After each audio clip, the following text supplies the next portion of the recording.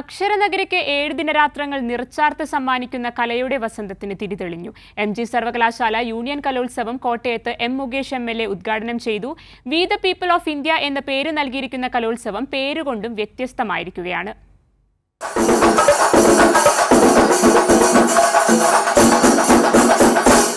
തിങ്കളാഴ്ച ഉച്ചകഴിഞ്ഞ് police parade ഗ്രൗണ്ടിൽ നിന്നും ആരംഭിച്ച വിളംബര ജാഥയോടെയാണ് കലോത്സവത്തിന് തുടക്കമായത്.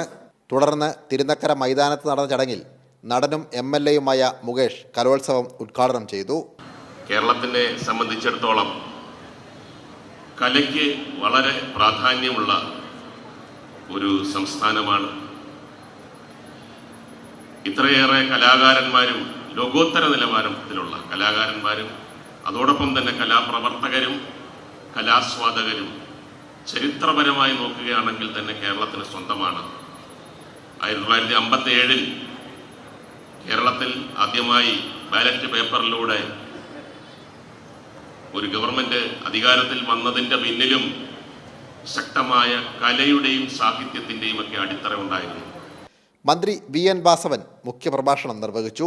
കലയും സാഹിത്യവുമില്ലാതെ ഒരു ലോകത്തിന് മുന്നോട്ട് പോകാൻ കഴിയില്ല.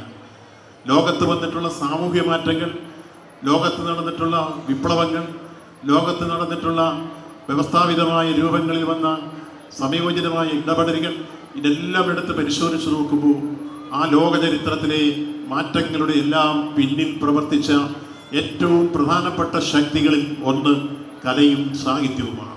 ചടങ്ങിൽ നടൻ വിജയരാഘവൻ, സംവിധായകൻ നിഷാദ്, നടി ദുർഗാകൃഷ്ണ എന്നിവരെ ആദരിച്ചു. 9 വേദികളിലായി 74 ഇനങ്ങളിൽ മത്സരം നടക്കും.